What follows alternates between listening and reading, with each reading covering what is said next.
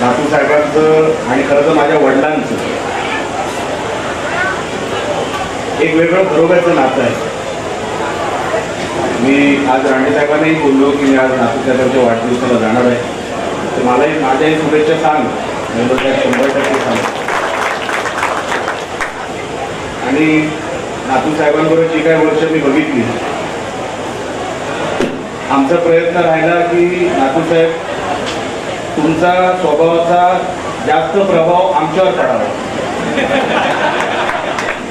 पण मागच्या सभेनंतर उलट झालं. ते आम्हाला नको होतं. तुम्ही आहे तसेच राहावा, बाकी जे काय करायचे ते निलेश राणे आपल्यासाठी करेल.